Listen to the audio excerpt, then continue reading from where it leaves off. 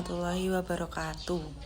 Pada kesempatan kali ini saya akan menyampaikan tugas dari studi Al-Quran Hadis dengan materi yang berjudul hadis mutawatir dan hadis ahad.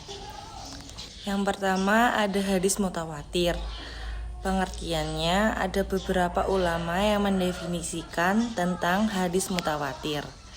Di antaranya yang pertama ada Hadi Mufaat Ahmad, mendefinisikan bahwa hadis mutawatir adalah suatu hadis hasil tangkapan panca indera yang diriwayatkan oleh sejumlah besar rawi yang menurut adat kebiasaan mereka mustahil untuk berkumpul dan bersepakat untuk berdusta. Yang kedua ada Hasbi Asyadiki, mendefinisikan bahwa hadis-hadis yang diriwayatkan oleh segolongan besar yang tidak terhitung jumlahnya dan tidak dapat difahamkan bahwa mereka telah bersepakat untuk berdusta. Keadaan itu terus-menerus hingga sampai kepada akhirnya. Yang ketiga ada Suhbi Salih, mendefinisikan mutawatir adalah hadis sahih yang sejumlah besar orang menurut akal dan adat mustahil mereka bersepakat untuk berdusta sejak awal sanad, tengah, hingga akhirnya. Bisa disimpulkan secara garis besar, hadis mutawatir adalah hadis yang diriwayatkan oleh sejumlah orang pada tingkat sanadnya, yang menurut tradisi mustahil mereka bersepakat untuk berdusta, dan karena itu diyakini kebenarannya. Beberapa rumusan di atas, sekalipun dengan kalimat dan redaksi yang berbeda, namun maksudnya sama.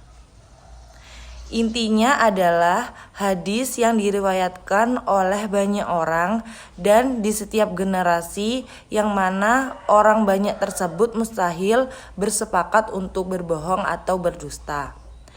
Hadis mutawatir bersumber dari Nabi Muhammad SAW, dan hadis mutawatir sama dengan Al-Quran dalam hal keautentikannya karena keduanya qat'iyul wurud atau sesuatu yang pasti datangnya. Dan para ulama sepakat bahwa hadis mutawatir wajib diamalkan dalam seluruh aspek, termasuk dalam bidang kaidah. Apabila perawi itu berjumlah banyak, maka secara mudah dapat diketahui bahwa sekian banyak perawi itu tidak mungkin bersepakat untuk berdusta. Ada beberapa syarat-syarat hadis mutawatir. Para ahli hadis dalam mensyaratkan hadis mutawatir tidak jauh berbeda antara satu dengan yang lainnya, yaitu yang pertama, hadis itu diperoleh dari Nabi atas dasar panca indera yang yakin. Maksudnya adalah bahwa perawi dalam memperoleh hadis Nabi harus benar-benar dari hasil pendengaran atau penglihatannya sendiri. Yang kedua, bilangan perawinya dilihat dari segi banyaknya telah mencapai jumlah yang menurut adat mustahil mereka bersepakat terlebih dahulu untuk berdusta atau berbohong. Ada juga tentang jumlah bilangan perawinya. Para ulama berbeda pendapat mengenai hal itu. Yang pertama dari Abu Thayyib, menetapkan minimal 4 orang dengan alasan mengkiaskan terhadap ketentuan bilangan saksi yang diperlukan dalam suatu perkara. Contohnya dalam penuduhan zina. Yang kedua, sebagian dari golongan Syafi'i menetapkan minimal 5 orang dengan alasan mengkiaskan pada jumlah 5 nabi yang bergelar ulul azmi. Yang ketiga, ada sebagian ulama yang menetapkan bahwa minimal 20 orang dengan alasan mengkiaskan bilangan 20 orang yang disebut dalam Al-Quran dalam surat Al-Anfal ayat 65. Yang keempat, sebagian ulama ada yang menetapkan minimal 40 orang. Ada yang menetapkan minimal 10 orang, 12 orang, 70 orang, dan lainnya. Ada keterikatan jumlah perawi antara tabaqoh masing-masing. Maka bilangan jumlah perawi pada tabaqoh pertama sekitar 10 orang. Maka tabaqoh-tabaqoh lainnya juga harus sekitar 10 orang. Yang berikutnya ada pembagian hadis mutawatir. Hadis mutawatir menurut para ahli membagi hadis mutawatir menjadi dua, yaitu yang pertama ada mutawatir lafzi, yang kedua ada mutawatir maknawi. Menurut Endang Sutari mengatakan bahwa hadis mutawatir terbagi atas 3, yaitu yang pertama mutawatir lafzi, yang kedua mutawatir maknawi, yang ketiga mutawatir amali. Hadis mutawatir lafzi yang pertama adalah hadis mutawatir yang lafadz dan maknanya sesuai antara riwayat satu dengan yang lainnya. Menurut Abu Bakar Al-Bazzar, hadis itu diriwayatkan oleh 40 orang sahabat dan sebagian ulama mengatakan bahwa hadis tersebut diriwayatkan oleh 62 orang sahabat dengan lafaz dan makna yang sama. Dan berikut contohnya. Berikut ini adalah contoh hadis mutawatir lafzi yang berbunyi, barang siapa yang sengaja berdusta atas namaku, maka hendaklah ia menduduki tempat di neraka. Hadis riwayat Bukhari. Yang selanjutnya ada hadis mutawatir maknawi, yang berarti hadis yang lafadz maknanya berlainan antara satu riwayat dengan riwayat yang lain, tetapi terdapat persesuaian makna secara umum, dan berikut adalah contohnya. Berikut ini adalah contoh hadis mutawatir maknawi. Hadis tentang mengangkat tangan ketika berdoa. Nabi SAW tidak mengangkat kedua tangannya ketika berdoa, selain dalam doa sholat istisqa, dan beliau mengangkat tangannya hingga tampak putih kedua ketiaknya. Yang ketiga ada hadis mutawatir amali. Hadis mutawatir amali adalah sesuatu yang diketahui dengan mudah bahwa dia dari agama dan telah mutawatir di kalangan umat Islam, bahwa Nabi SAW mengajarkannya atau menyuruhnya. Selain dari itu, dari hal itu dapat dikatakan soal yang telah disepakati. Dan berikut adalah Berikut contohnya. ini adalah contoh hadis mutawatir amali. Adalah hadis yang menjelaskan tentang sholat, baik waktu maupun rakaatnya, tentang haji, tentang zakat, dan lain-lain. Semua itu bersifat terbuka dan disaksikan oleh banyak sahabat dan kemudian diriwayatkan oleh sejumlah besar kaum muslim dari masa ke masa. Nah, itu dia penjelasan dari hadis mutawatir. Mari selanjutnya kita lanjutkan pada hadis ahad. Yang kedua ada hadis ahad. Terdapat beberapa pemikiran tentang hadis ahad. Yang satu antara dengan yang lainnya tidak jauh berbeda. Salah satunya ada menurut Raja Mustafa Hazin yang mendefinisikan bahwa suatu hadis atau habar yang jumlah pemberitaannya tidak mencapai jumlah pemberitaan hadis mutawatir, baik pemberita itu seorang, 2 orang, 3 orang, 4 orang, 5 orang, dan seterusnya. Tetapi jumlah tersebut tidak memberi pengertian bahwa hadis tersebut masuk ke dalam hadis mutawatir. Secara garis besarnya, hadis ahad adalah hadis yang para rawinya tidak mencapai jumlah rawi pada hadis mutawatir, atau tidak memenuhi persyaratan mutawatir, dan tidak pula mencapai derajat mutawatir sebagaimana dinyatakan dalam kaidah ilmu hadis. Oleh karena itu, hadis ahad ini jelas tidak mencapai derajat mutawatir. Maka keterikatan orang Islam terhadap hadis ahad ini tergantung pada kualitas periwayatannya dan kualitas persambungan sanadnya. Bila sanad hadis itu tidak dapat mengikat orang Islam untuk mempergunakannya sebagai dasar beramal, dan sebaliknya, bila sanadnya bersambung dan kualitas periwayatannya bagus, maka menurut jumhur hadis itu harus dijadikan dasar. Yang selanjutnya ada pembagian hadis ahad.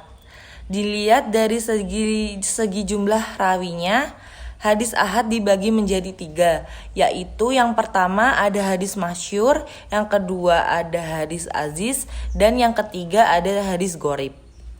Nah, yang pertama ada hadis masyhur.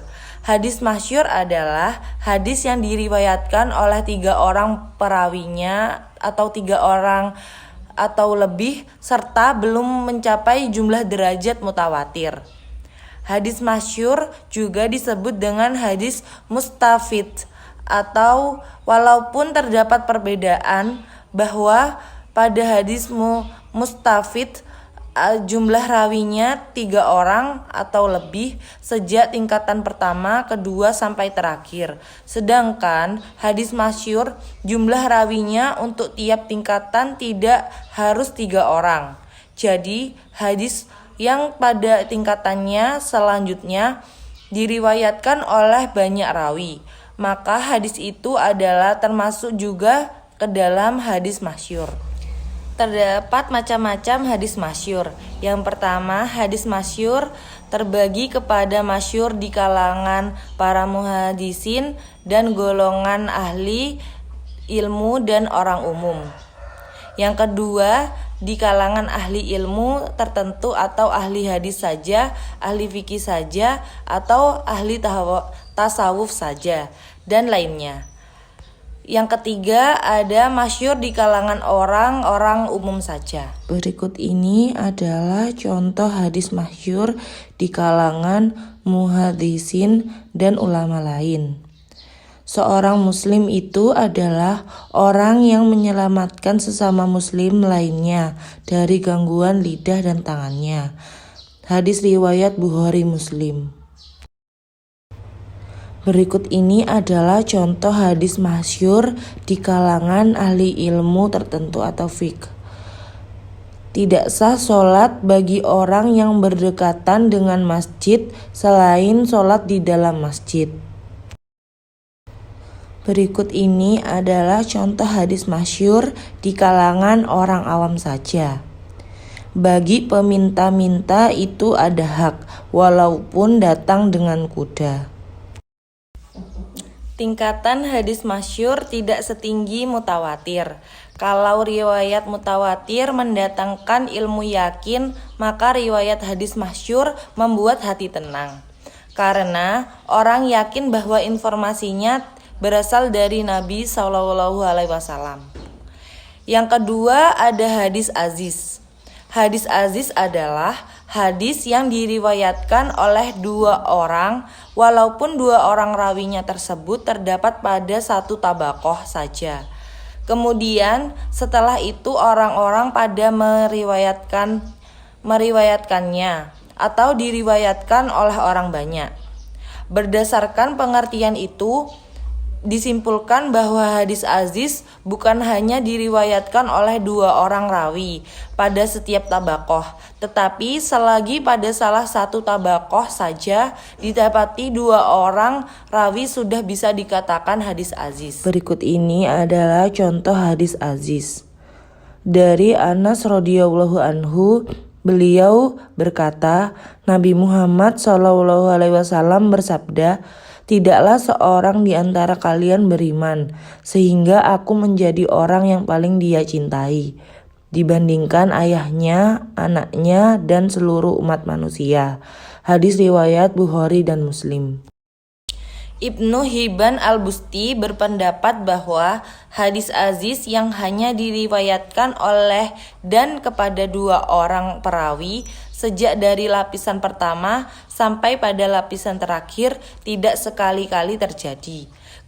Kemungkinan terjadi memang ada, tapi hanya sulit untuk dibuktikan. Oleh karena itu, bisa terjadi suatu hadis yang pada mulanya tergolong sebagai hadis aziz karena hanya diriwayatkan oleh 2 rawi, tapi berubah menjadi hadis masyhur karena perawi pada tabakoh seterusnya berjumlah banyak.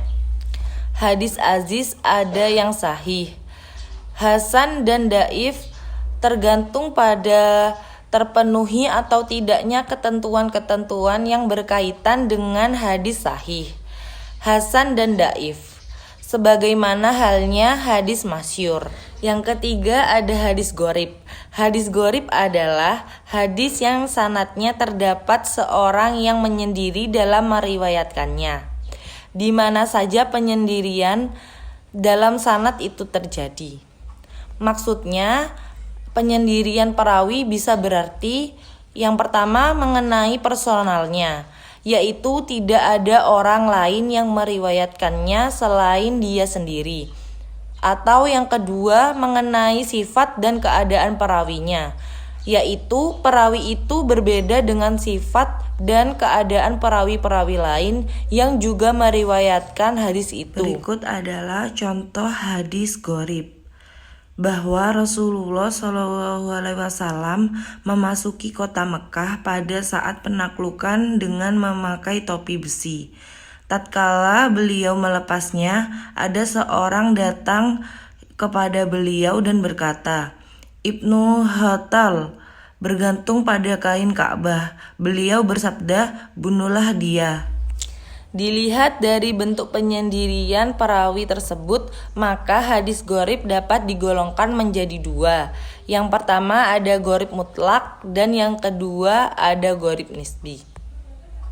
Dikatakan sebagai gharib mutlak bila penyendiriannya itu mengenai personalnya, sekalipun penyendirian tersebut hanya terdapat dalam satu tabakoh. Penyendirian hadis gharib mutlak harus berpangkal di tempat asli sanad, yaitu tabi'i bukan sahabat, karena yang menjadi tujuan membicarakan penyendirian perawi dalam hadis ini untuk menetapkan apakah ia dapat diterima atau tidak. Sedangkan hadis yang dikatakan gharib nisbi bila penyendiriannya itu mengenai sifat atau keadaan tertentu dari seorang rawi, dan penyendirian seorang rawi seperti itu bisa terjadi dan berkaitan dengan keadilan dan kedabitan perawi atau mengenai tempat tinggal atau kota tertentu. Sekian penjelasan dari saya. Jika ada kekurangan ataupun kesalahan pengucapan, saya meminta maaf yang sebesar-besarnya. Wassalamualaikum warahmatullahi wabarakatuh.